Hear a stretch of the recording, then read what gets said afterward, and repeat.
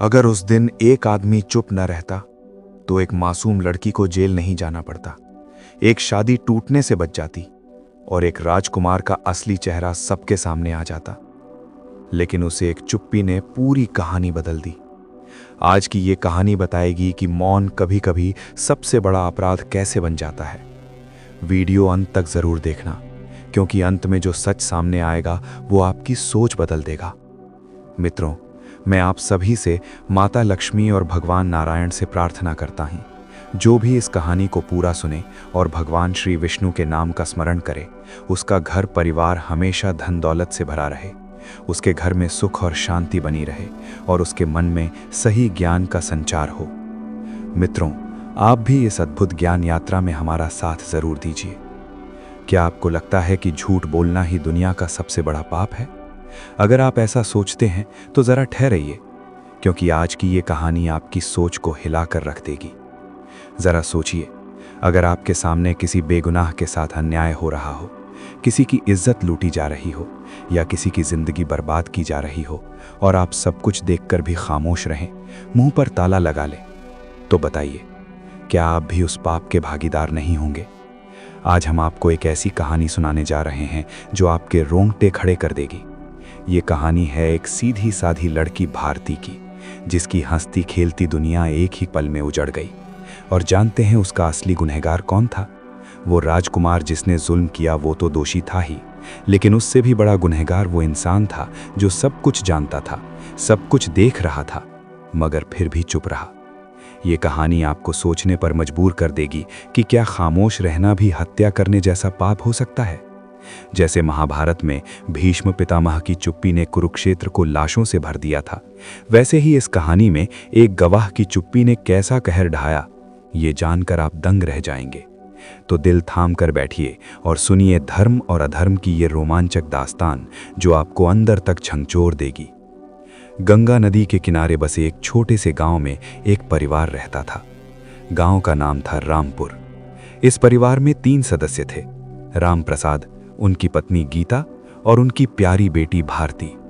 राम प्रसाद एक मेहनती किसान थे। उनके पास थोड़ी सी जमीन थी जिसमें वो खेती करते थे। घर छोटा था लेकिन प्यार से भरा हुआ था। गीता घर का सारा काम संभालती थी और भारती तो अपने माता पिता की आंखों का तारा थी। वो बहुत ही सुंदर और सीधी साधी लड़की थी। उसकी उम्र अभी 16 साल की थी। राम प्रसाद हर सुबह खेतों में काम करने चले जाते थे। गीता घर का काम करती थी और शाम को तीनों एक साथ बैठकर खाना खाते थे।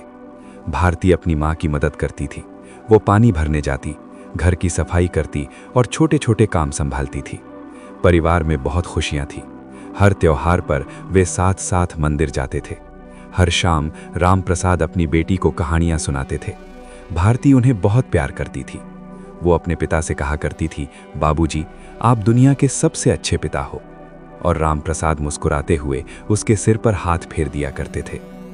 लेकिन जिंदगी हमेशा एक सी नहीं रहती। खुशियां आती हैं तो दुख भी आते हैं।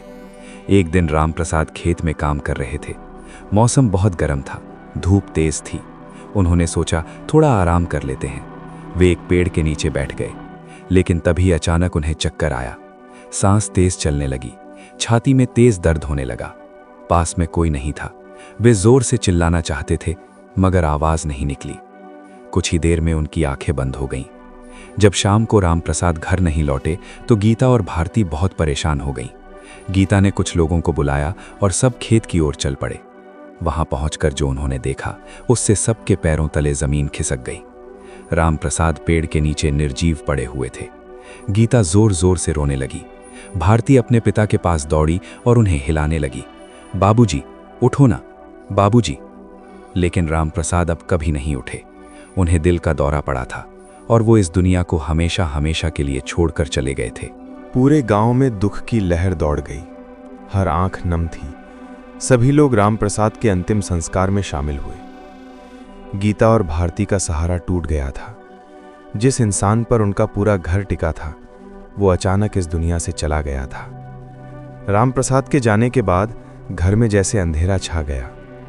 गीता कई दिनों तक बस रोती ही रही। भारती भी अपने पिता को याद करके अक्सर चुपचाप रो लिया करती थी। लेकिन धीरे धीरे उन्हें समझ आने लगा कि सिर्फ रोने से कुछ नहीं होगा। अब पेट भरने के लिए कुछ न कुछ करना ही पड़ेगा। खेत बहुत छोटा था, उसमें फसल भी बहुत कम होती थी। उससे घर का खर्च चलना नामुमकिन था। तब गीता ने फैसला किया कि वो गांव के घरों में काम करेगी। वो लोगों के घरों में बर्तन मांजती, कपड़े धोती और झाड़ू पोछा करती। इससे उसे थोड़े बहुत पैसे मिल जाते थे। गीता अपनी बेटी को इतनी मेहनत करते देखकर बहुत दुखी होती थी। वो कहती, माँ, मुझे बहुत बुरा लगता है कि आप इतना काम करती हो। मैं भी कुछ करना चाहती हूँ। गीता प्यार से कहती, बेटा, तू अभी छोटी है, तू घर का काम संभाल ले, यही बहुत है। लेकिन भारती चुप बैठने वाली नहीं थी। वो सोचने लगी कि वो क्या कर सकती है। तभी उसे एक उपाय सूझा। गांव के पास एक घना जंगल था। वहां बहुत सारी सूखी लकड़ियां पड़ी रहती थीं। भारती ने सोचा कि वो जंगल से लकड़ियां इकट्ठी करेगी और उन्हें बाजार में बेचेगी। अगले दिन से भारती हर सुबह बहुत जल्दी उठने लगी। वो जंगल जाती, लकड़ियां इकट्ठी करती, उन्हें एक बड़े से गट्ठर में बांधकर अपने सिर पर रखकर घर ले आती। फिर वो लकड़ियों को अच्छे से साफ करती और बाजार में बेचने चली जाती। शुरू शुरू में ये काम बहुत मुश्किल था। लकड़ियां बहुत भारी होती थीं, जंगल में कांटे चुभ जाते थे। कभी कभी जंगली जानवरों की आवाज़ें आती थीं और भारती डर जाती थी। लेकिन उसने कभी हार नहीं मानी। वो जानती थी कि उसकी माँ बहुत मेहनत करती है और उसे भी अपनी माँ का सहारा बनना है। धीरे धीरे भारती को लकड़ियां बेचने का अनुभव हो गया। वो बाजार में एक तय जगह कर बैठती जहां लोग उससे लकड़ियां खरीदते थे। उसकी लकड़ियां अच्छी और सूखी होती थीं, इसलिए लोग उन्हें पसंद करते थे। हर दिन भारती को कुछ पैसे मिल जाते थे। वो सारे पैसे अपनी माँ को दे देती थी। गीता अपनी बेटी की मेहनत देखकर गर्व भी महसूस करती थी और अंदर ही अंदर दुखी भी हो जाती थी। वो सोचती थी, इतनी छोटी उम्र में मेरी बेटी को इतना काम करना पड़ रहा है। लेकिन मजबूरी थी। माँ बेटी मिलकर ही अपना घर चला रही थीं। जब भी भारती अपनी माँ को थका हुआ देखती, वो कहती, माँ, मुझे बिल्कुल अच्छा नहीं लगता कि आप गांव-गांव जाकर लोगों के घर काम करें। गीता हल्की सी मुस्कान के साथ कहती, बेटा, मजबूरी है। इंसान को पेट भरने के लिए कुछ तो करना ही पड़ता है। भगवान ने तेरे बाबूजी को हमसे छीन लिया, अब हमें खुद ही अपना रास्ता बनाना है। लेकिन चिंता मत कर, एक दिन सब ठीक हो जाएगा। भगवान हमारी मदद जरूर करेंगे। इसी तरह महीने बीतते चले गए। गीता और भारती दोनों मेहनत करके अपना घर चला रही थीं। कभी कभी गीता की तबीयत खराब हो जाती थी। उन दिनों सारा काम भारती ही संभालती थी। वो अपनी माँ की देखभाल करती, घर का काम करती और लकड़ियां भी बेचती थी। भारती बहुत समझदार लड़की थी। वो जानती थी कि अगर वो कमजोर पड़ी तो उनका घर कैसे चलेगा। इसलिए वो हर हाल में खुद को मजबूत बनाए रखती थी। उसी गांव में एक लड़का रहता था जिसका नाम देवेंद्र था। देवेंद्र और भारती बचपन के दोस्त थे। वे साथ साथ खेलते थे और साथ साथ मंदिर भी जाया करते थे। देवेंद्र का परिवार भी गरीब था, लेकिन उनके पास थोड़ी ज्यादा जमीन थी। देवेंद्र अपने पिता के साथ खेती में हाथ बंटाता था। जब देवेंद्र को पता चला कि भारती के पिता की मृत्यु हो गई है, तो उसे बहुत दुख हुआ। वो मन ही मन सोचने लगा कि अब भारती और उसकी माँ कैसे रहेंगी। वो उनकी मदद करना चाहता था। देवेंद्र रोज भारती से मिलने आता और पूछता, भारती, तुम्हें किसी चीज की जरूरत हो तो बताना, मैं तुम्हारी मदद कर सकता हूं। भारती कहती, नहीं देवेंद्र, हम ठीक हैं, तुम्हारा बहुत शुक्रिया। लेकिन देवेंद्र चुप बैठने वाला नहीं था। जब भारती जंगल से लकड़ियां लाने जाती तो कई बार देवेंद्र भी उसके साथ चला जाता। वो भारी गट्ठर उठाने में भारती की मदद करता। कभी कभी वो अपने घर से खाना लाकर भारती और गीता को दे देता। धीरे धीरे भारती और देवेंद्र की दोस्ती और गहरी होती चली गई। समय बीतता गया और दोनों बड़े होने लगे। भारती अब 18 साल की हो गई थी, देवेंद्र 20 साल का हो चुका था। देवेंद्र को भारती से प्यार हो गया था। वो उसकी मेहनत, उसकी सादगी और उसके अच्छे दिल को देखकर उससे प्रेम करने लगा था। वो मन ही मन सोचता, भारती कितनी अच्छी लड़की है, उसने अपने परिवार के लिए कितना कुछ सहा है, वो मेरे लिए सबसे अच्छी पत्नी बनेगी। भारती भी देवेंद्र को पसंद करती थी। वो जानती थी कि देवेंद्र एक अच्छा इंसान है और उसने हमेशा उसकी और उसकी मां की मदद की है। एक दिन देवेंद्र ने हिम्मत जुटाई और भारती से कहा, भारती, मैं तुमसे कुछ कहना चाहता हूं।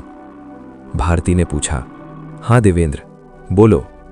देवेंद्र ने कहा, मैं तुमसे प्यार करता हूं। मैं तुम्हारे साथ पूरी जिंदगी बिताना चाहता हूं। क्या तुम मुझसे शादी करोगी? भारती का चेहरा शर्म से लाल हो गया। उसने नजरें झुकाते हुए कहा, देवेंद्र, मुझे भी तुम पसंद हो, लेकिन मुझे पहले अपनी मां से पूछना होगा। देवेंद्र बहुत खुश हो गया। उसने कहा, ठीक है, मैं भी अपने माता पिता से बात करूंगा। देवेंद्र ने अपने माता पिता को भारती के बारे में बताया। उसके माता पिता को भारती बहुत पसंद आई। वो जानते थे कि भारती एक मेहनती और संस्कारी लड़की है। उन्होंने देवेंद्र को शादी की अनुमति दे दी। देवेंद्र की मां ने कहा, बेटा, भारती बहुत अच्छी लड़की है। हमें खुशी है कि तुमने उसे चुना। उधर भारती ने भी अपनी मां से बात की। गीता को देवेंद्र बहुत पसंद था। वो जानती थी कि देवेंद्र एक अच्छा लड़का है और वो हमेशा भारती को खुश रखेगा। गीता ने भारती को आशीर्वाद दिया। फिर दोनों परिवारों ने मिलकर भारती और देवेंद्र की शादी तय कर दी। पूरे गांव में खुशी की लहर दौड़ गई। सभी लोग खुश थे कि भारती और देवेंद्र शादी करने वाले हैं। दोनों एक दूसरे से बहुत प्यार करते थे। भारती सोचती थी अब उसकी जिंदगी में फिर से खुशियां आएंगी। अब उसकी मां को ज्यादा चिंता नहीं करनी पड़ेगी। देवेंद्र और वो मिलकर सबकी देखभाल करेंगे। लेकिन भगवान को कुछ और ही मंजूर था। खुशियों के बीच एक ऐसा तूफान आने वाला था जो उनकी जिंदगी पूरी तरह हिला देने वाला था। उसी राज्य का राजा का नाम था महाराज विक्रम सिंह। वे बहुत ही न्यायप्रिय और दयालु राजा थे। राजा विक्रम सिंह का एक बेटा था जिसका नाम था राजकुमार अर्जुन।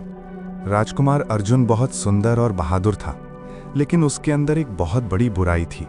वो बहुत घमंडी था। उसे लगता था कि दुनिया में ऐसी कोई चीज़ नहीं जो उसे न मिल सके। जो वो चाहता था वो उसे हर हाल में मिलना ही चाहिए। राजा विक्रम सिंह अपने बेटे से बहुत प्यार करते थे। इसी प्यार की वजह से उन्होंने कभी भी राजकुमार अर्जुन को डांटा नहीं। यही कारण था कि राजकुमार अर्जुन धीरे धीरे और बिगड़ता चला गया।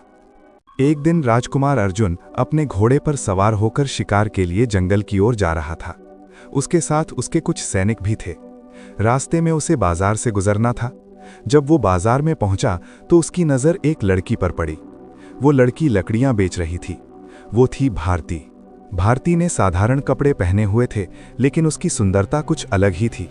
उसके चेहरे पर एक मासूमियत थी जो किसी को भी अपनी ओर खींच ले। राजकुमार अर्जुन उसे देखता ही रह गया। उसने अपने घोड़े को रोक लिया और कुछ देर तक बस भारती को देखता रहा।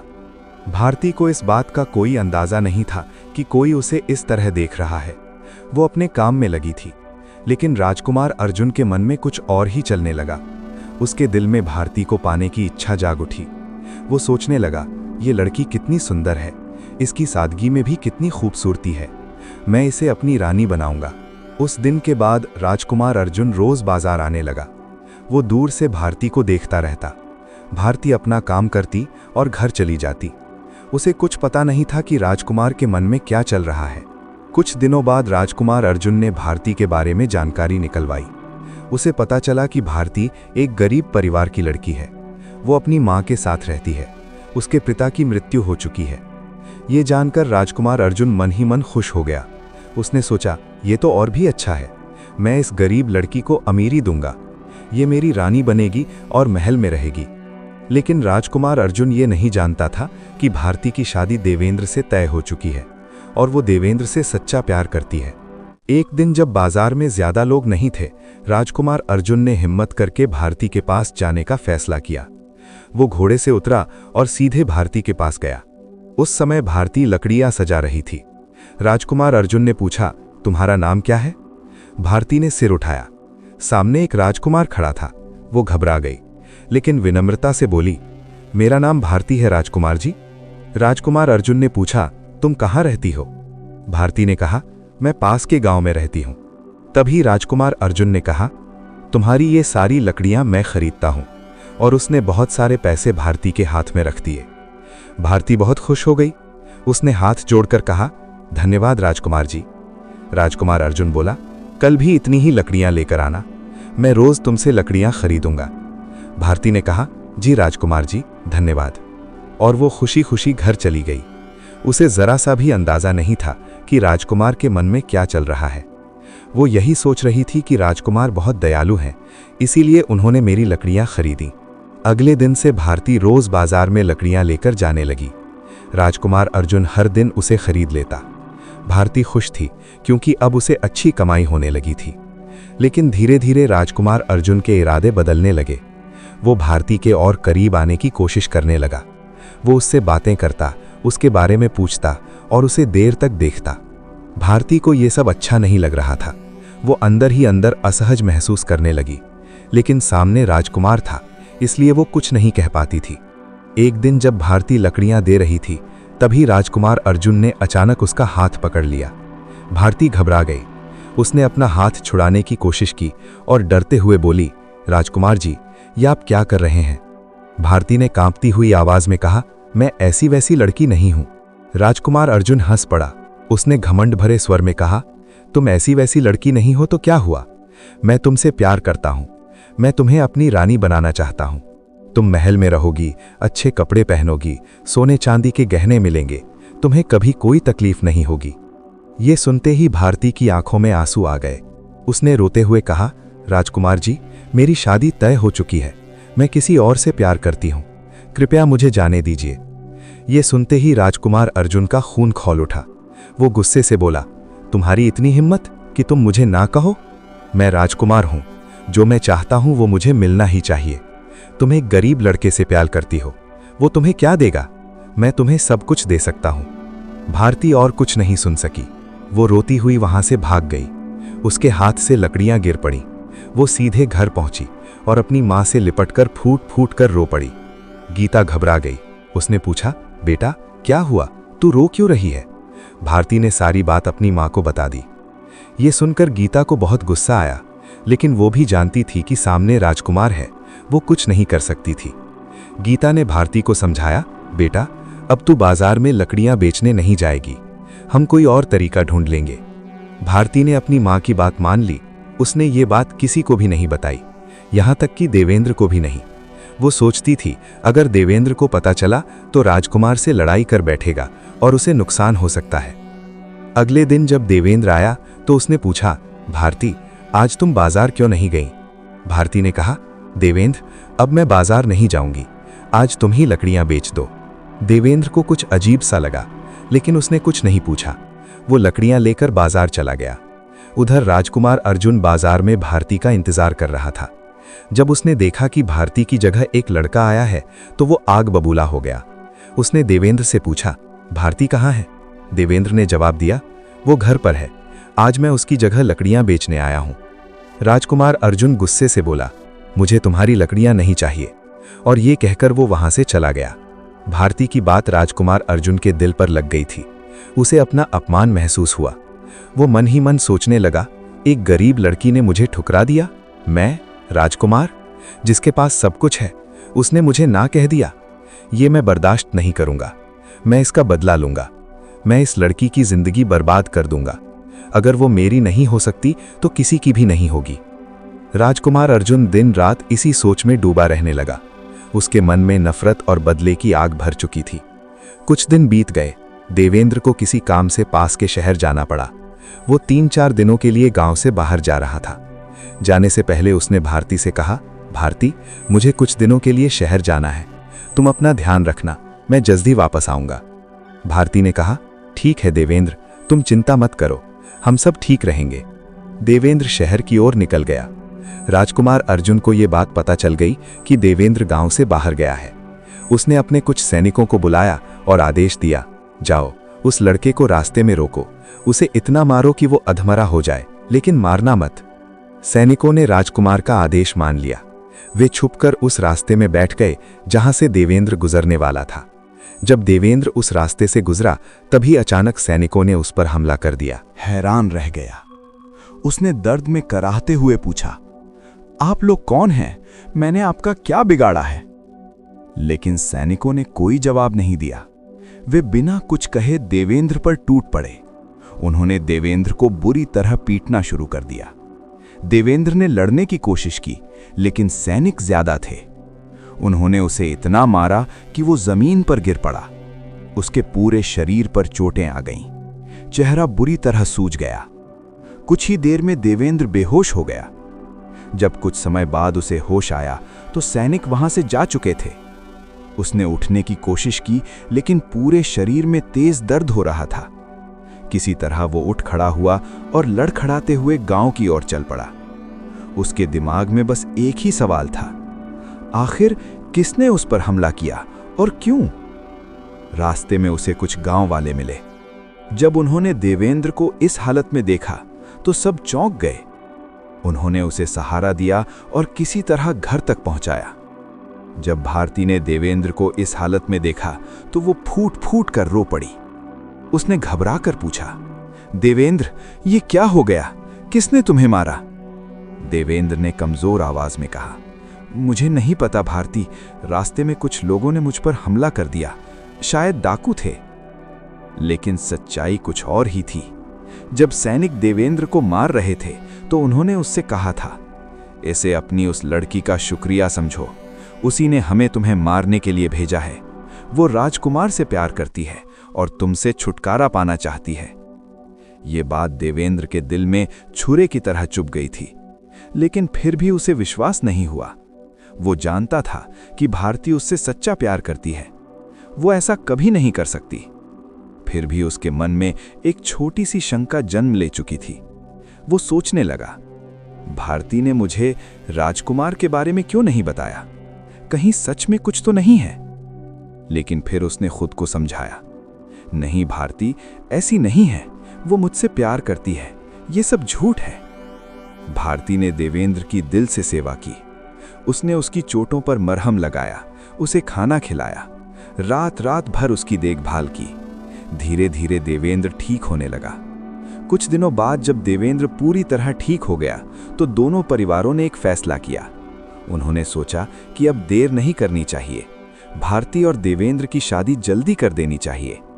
शादी की एक तारीख तय कर दी गई। भारती और देवेंद्र दोनों बहुत खुश थे। पूरे गांव में शादी की तैयारियां शुरू हो गईं। जब राजकुमार अर्जुन को यह पता चला कि भारती और देवेंद्र की शादी होने वाली है तो वो गुस्से से आग बबूला हो गया। उसने सोचा, मैंने उस लड़के को मरवा देने की कोशिश की, फिर भी भारती उसी से शादी करने जा रही है। नहीं, ये नहीं हो सकता, मुझे कुछ करना होगा। या तो भारती मेरी बनेगी या फिर मैं उसकी जिंदगी बर्बाद कर दूंगा। शादी से एक रात पहले राजकुमार अर्जुन ने एक खतरनाक योजना बनाई। उसने सोचा, मैं रात को चुपके से भारती के घर जाऊंगा और उसे उठा ले जाऊंगा। अगर वो शोर मचाएगी तो मैं उसे चुप करा दूंगा। मैं उसे महल ले जाऊंगा और उससे जबरदस्ती शादी करूंगा। राजकुमार अर्जुन को पूरा यकीन था कि उसके खिलाफ कोई कुछ नहीं बोलेगा। आखिर वो राजकुमार जो था। रात का समय था, पूरा गांव गहरी नींद में सो रहा था। राजकुमार अर्जुन काले कपड़े पहनकर और चेहरा ढककर चुपचाप भारती के घर पहुंचा। उसने धीरे से घर की खिड़की खोली और अंदर घुस गया। भारती अपने कमरे में सो रही थी। राजकुमार अर्जुन धीरे धीरे उसके पास गया। उसने भारती को उठाने की कोशिश की, तभी भारती की नींद खुल गई। जब उसने देखा कि कोई उसे उठा रहा है तो वो जोर से चिल्लाने लगी, बचाओ बचाओ, कोई है, मेरी बेटी को बचाओ। ये सुनते ही राजकुमार अर्जुन समझ गया कि अब यहाँ रुकना खतरनाक है। उसने भारती को छोड़ दिया और खिड़की से कूदकर भाग गया। गीता की चीख सुनकर गांव के लोग जागने लगे। कुछ ही देर में कई लोग भारती के घर के बाहर इकट्ठे हो गए। लोग दरवाजा जोर जोर से खटखटाने लगे। गीता ने दरवाजा खोला। उसी समय गांव का एक आदमी अपने घर से बाहर निकला। उसका नाम था रामू।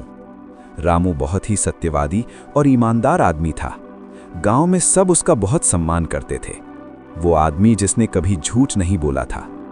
जब रामू बाहर आया तो उसने देखा कि एक आदमी भारती के घर से निकलकर भाग रहा है। चांदनी रात थी, थोड़ी रोशनी थी। रामू ने ध्यान से देखा और पहचान गया, वो आदमी कोई और नहीं, राजकुमार अर्जुन था। रामू हैरान रह गया। वो सोचने लगा, राजकुमार यहाँ क्या कर रहा था? इसी बीच भारती रोती हुई बाहर आई। उसके कपड़े फटे हुए थे, चेहरे पर थप्पड़ का निशान था। पूरा गांव इकट्ठा हो चुका था। लोग पूछने लगे, क्या हुआ भारती, किसने तुम पर हमला किया? भारती रोते हुए बोली, राजकुमार अर्जुन यहां आया था। उसने मुझे उठाकर ले जाने की कोशिश की। उसने मुझे मारा। मेरी मां ने मुझे बचाया।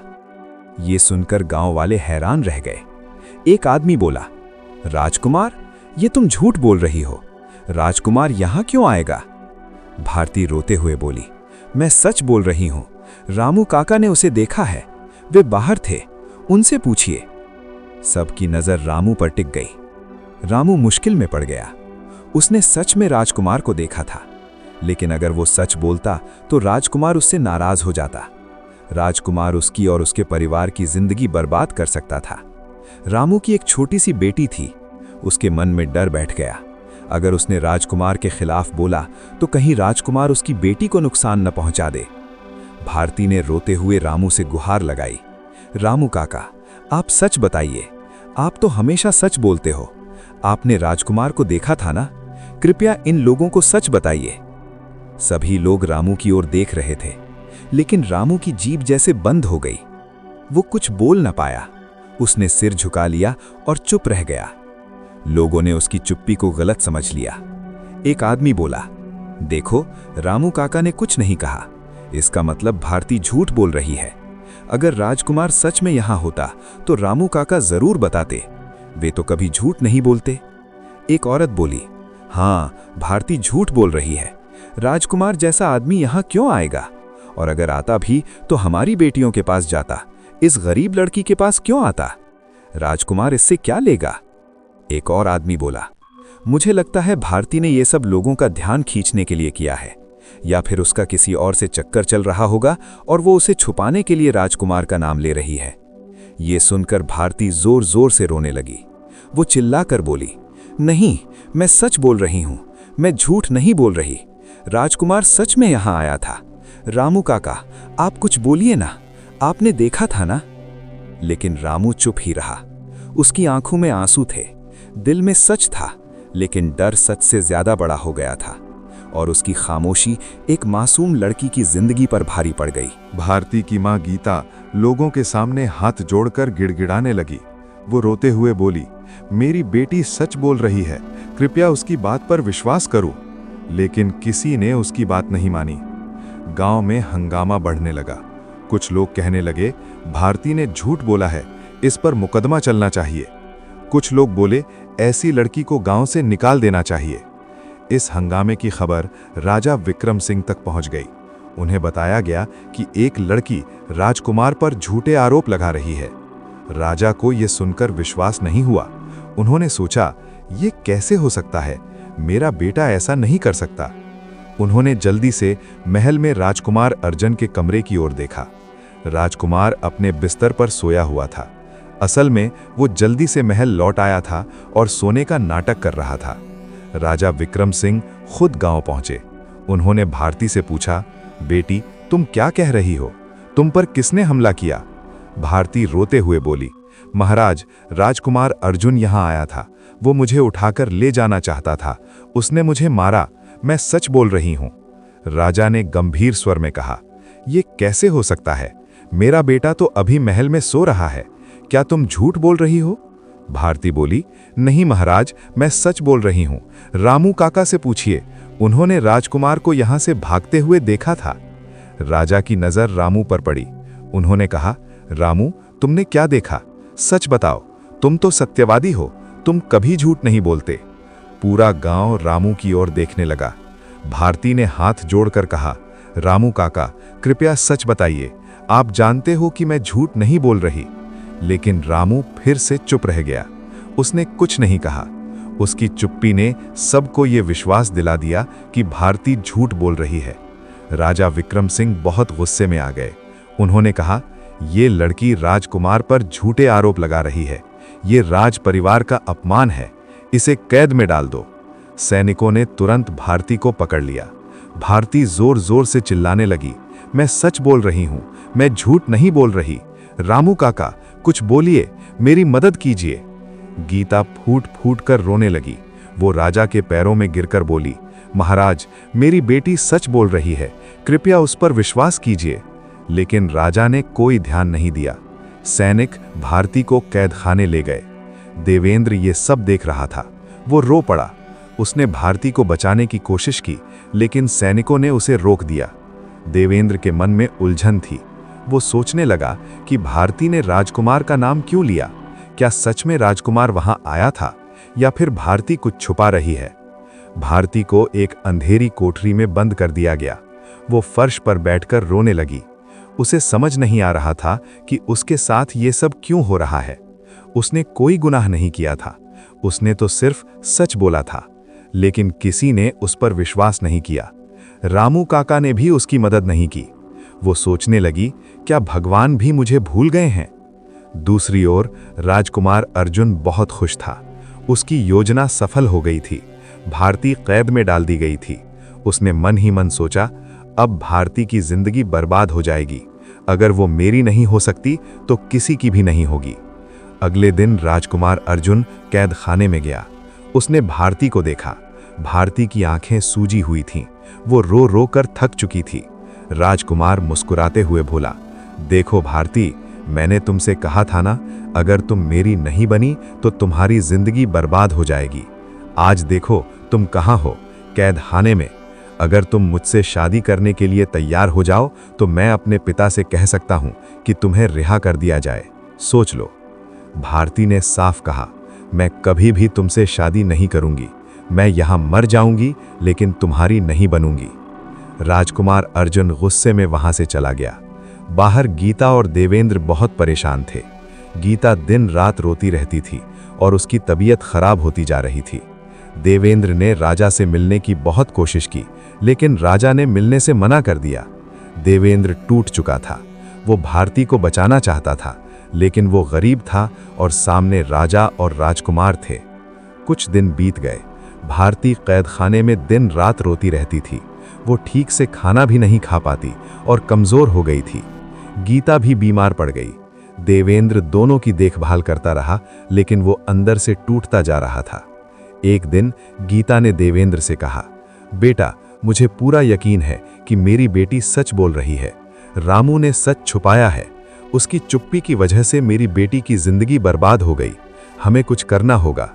देवेंद्र ने कहा, माँ, मैं भी जानता हूं कि भारती झूठ नहीं बोल सकती, लेकिन हम क्या कर सकते हैं? रामू काका सच क्यों नहीं बोल रहे? गीता ने कहा, शायद वो डर गया होगा। शायद उसे लगा होगा कि अगर उसने राजकुमार के खिलाफ बोला तो उसका परिवार खतरे में पड़ जाएगा। लेकिन अब हमें रामू से सच बुलवाना होगा। हमें राजकुमार को सबके सामने बेनकाब करना होगा। देवेंद्र को बात समझ आ गई। उसने राजा से मिलने की अनुमति मांगी और कहा कि उसे महाराज को कुछ जरूरी दिखाना है। राजा ने अनुमति दे दी। दरबार में देवेंद्र ने कहा, महाराज, कल सुबह जंगल के पास पीपल के पेड़ के पास आइए। वहां आपको सच दिखाई देगा कि राजकुमार अर्जुन सच में भारती के पास गया था या नहीं। कुछ विश्वस्त लोगों को भी साथ लाइए। राजा को आश्चर्य हुआ, लेकिन उसने कहा, ठीक है, हम आएंगे। देवेंद्र वहां से चला गया और अपनी योजना पर काम करने लगा। उसने राजा से विनती की कि भारती को एक दिन के लिए कैद से रिहा कर दिया जाए। राजा ने सोचा कि कल सब साफ हो जाएगा, इसलिए अनुमति दे दी। देवेंद्र भारती को कैद से बाहर लेकर आया। भारती बहुत कमजोर हो चुकी थी, लेकिन उसकी आंखों में अब भी सच की चमक थी। भारती ने देवेंद्र से पूछा, देवेंद्र, ये सब क्या हो रहा है? देवेंद्र ने कहा, भारती, मुझ पर भरोसा रखो, कल सब ठीक हो जाएगा। हम राजकुमार को उसके किए की सजा दिलाएंगे। भारती को कुछ समझ नहीं आया, लेकिन उसने देवेंद्र पर भरोसा किया। देवेंद्र ने रामू काका से भी बात की। उसने कहा, रामू काका, कल सुबह जंगल के पास वाले पीपल के पेड़ के पास आ जाइए, वहां कुछ जरूरी काम है। रामू ने चुपचाप हाँ कर दी। देवेंद्र ने गांव के कुछ और लोगों को भी बुलाया। उसने सबको समझाया कि वे पीपल के पेड़ के पास आएं, लेकिन पेड़ों के पीछे छुपकर बैठें। किसी को भी पता नहीं चलना चाहिए कि वे वहां हैं। फिर देवेंद्र ने राजकुमार अर्जुन को एक संदेश भिजवाया। संदेश में लिखा था, राजकुमार, भारती आपसे मिलना चाहती है। वो आपसे शादी करने के लिए तैयार है। कल सुबह जंगल के पास वाले पीपल के पेड़ के नीचे आइए। भारती वहीं आपका इंतजार करेगी। राजकुमार अर्जुन को जब ये संदेश मिला तो वो बहुत खुश हो गया। उसने सोचा, आखिरकार भारती मान गई, अब वो मेरी ही होगी। अगली सुबह राजा विक्रम सिंह, रामू और गांव के कुछ लोग पीपल के पेड़ के पास पहुंचे और पेड़ों के पीछे छुप गए। भारती पीपल के पेड़ के नीचे खड़ी थी। कुछ देर बाद राजकुमार अर्जुन अपने घोड़े पर सवार होकर वहां पहुंचा। उसने भारती को देखा और मुस्कुरा दिया। वो घोड़े से उतरा और उसके पास आया। राजकुमार अर्जुन ने कहा, देखा भारती, मैंने कहा था ना कि एक दिन तुम मेरी ही बनोगी। तुमने मुझे बहुत परेशान किया, लेकिन अब तुम समझ गई हो। अच्छा किया जो तुमने मेरी बात मान ली। अब चलो हम महल चलते हैं, मैं तुम्हें अपनी रानी बनाऊंगा। भारती ने नीचे देखते हुए कहा, राजकुमार मुझे माफ कर दीजिए, मुझसे बहुत बड़ी गलती हो गई। मुझे उसी दिन आपकी बात मान लेनी चाहिए थी जब आप बाजार में मेरे पास आए थे। राजकुमार अर्जुन खुश होकर बोला, हाँ, तुम्हें उसी दिन मेरी बात मान लेनी चाहिए थी। अगर तुमने मानी होती तो मुझे तुम्हारे घर नहीं आना पड़ता, मुझे तुम्हें डराना नहीं पड़ता। लेकिन तुम नहीं मानी, तुमने उस गरीब लड़के देवेंद्र को चुना। फिर उसने घमंड से कहा, अब तुम समझ गई हो ना कि मैं कौन हूं। मेरे पास ताकत है, मैं जो चाहता हूं वो पा लेता हूं। भारती ने कहा, जी राजकुमार, आप बहुत ताकतवर हैं, आप राजकुमार हैं। मैं तो एक गरीब लड़की हूं, मुझे आपकी बात माननी चाहिए थी। राजकुमार अर्जुन और खुश हो गया। उसने भारती के कंधे पर हाथ रखा और कहा, अच्छा हुआ जो तुम समझ गई। अब चलो हम महल चलते हैं। तभी अचानक पेड़ों के पीछे से राजा विक्रम सिंह, रामू और गांव के बाकी लोग बाहर आ गए। राजकुमार अर्जुन ये देखकर सन्न रह गया। उसने देखा कि उसके पिता, रामू और गांव के लोग सब वहां खड़े हैं। राजा विक्रम सिंह का चेहरा गुस्से से लाल हो गया। उनकी आंखों में आंसू थे। उन्हें विश्वास नहीं हो रहा था कि उनका बेटा इतना गिर सकता है। राजा ने आगे बढ़कर राजकुमार अर्जुन के चेहरे पर एक जोरदार थप्पड़ मारा। राजा विक्रम सिंह ने कहा, अर्जुन, तुमने ये क्या किया? तुमने एक मासूम लड़की के साथ इतना बड़ा पाप किया। तुमने उस पर जबरदस्ती करने की कोशिश की, तुमने झूठ बोला, तुमने अपने पद और ताकत का गलत इस्तेमाल किया। ये अपराध माफ नहीं किया जा सकता। राजकुमार अर्जुन रोने लगा। उसने कहा, पिताजी, मुझे माफ कर दीजिए, मुझसे बहुत बड़ी गलती हो गई।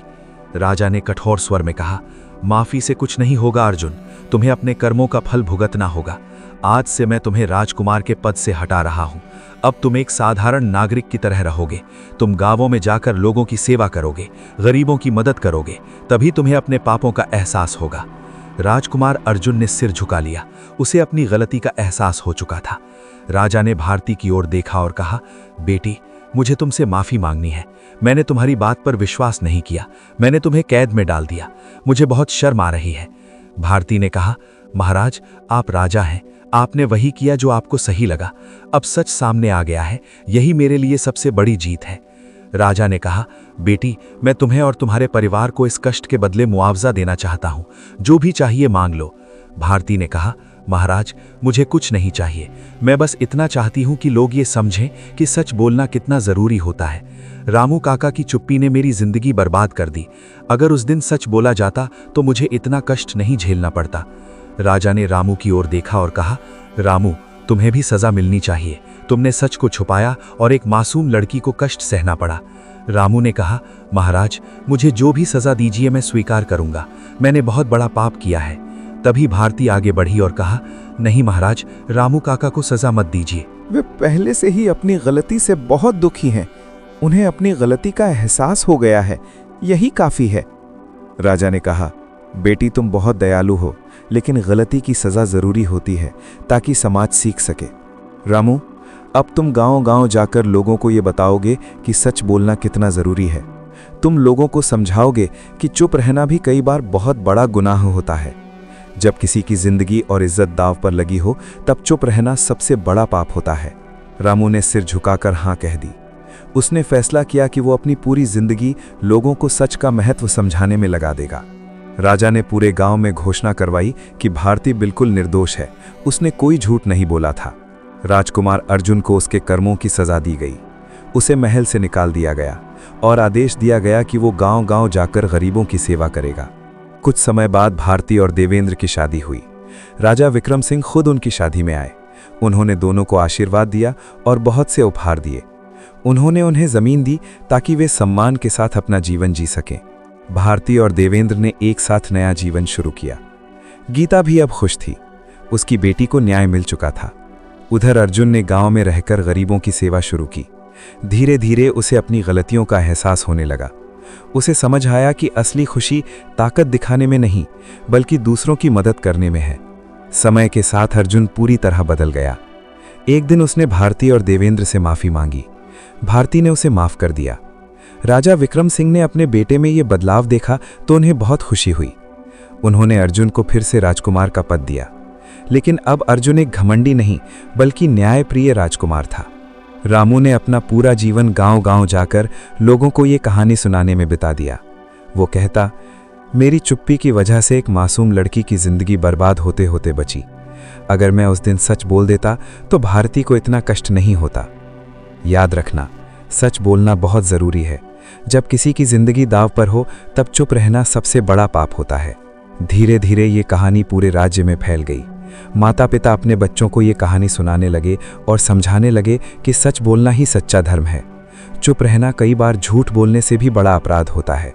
भारती और देवेंद्र ने एक खुशहाल जीवन जिया।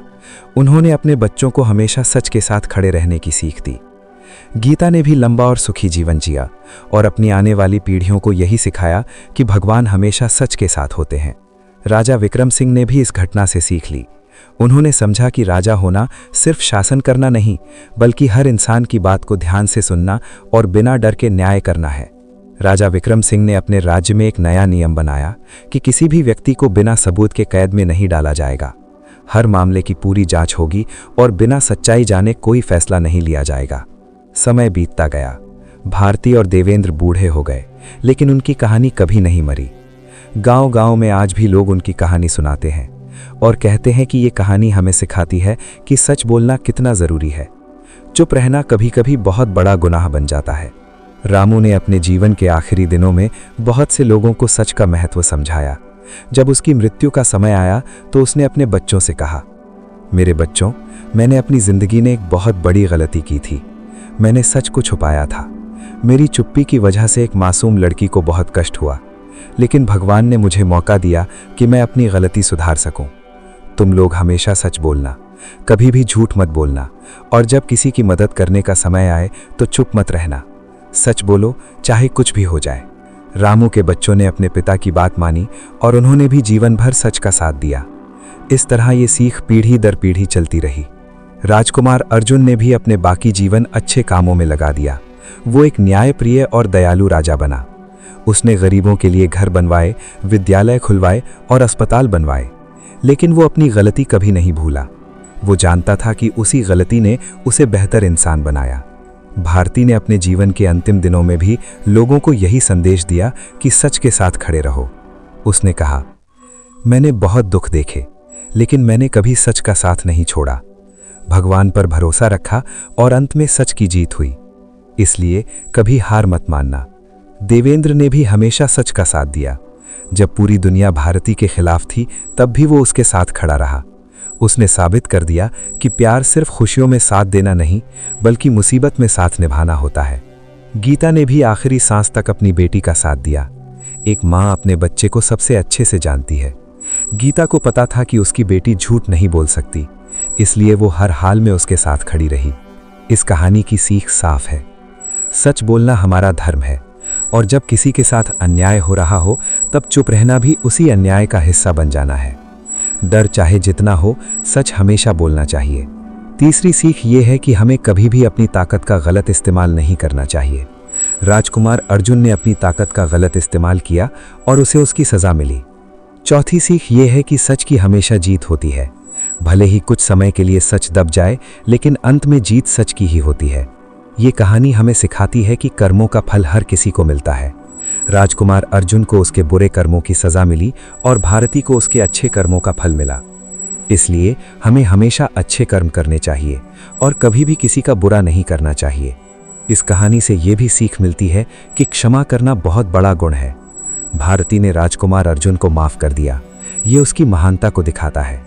क्षमा करने से मन को शांति मिलती है और इंसान आगे बढ़ पाता है। ये कहानी हमें हमेशा याद दिलाती रहेगी कि सत्य सबसे बड़ी शक्ति है।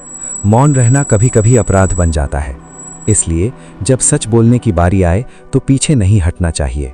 अंत में राजा विक्रम सिंह ने सभी को एक गहरी बात याद दिलाई। उन्होंने कहा, इतिहास गवाह है कि जब जब बड़े और शक्तिशाली लोग चुप रहे हैं तब तब विनाश हुआ है। महाभारत का युद्ध केवल इसलिए नहीं हुआ था कि कौरव बुरे थे, बल्कि इसलिए हुआ था क्योंकि भीष्म पितामह जैसे धर्मज्ञानी लोग उस समय चुप रहे थे। जब भरी सभा में दुशासन द्रौपदी का अपमान कर रहा था, तब भीष्म पितामह के पास शक्ति और अधिकार दोनों थे।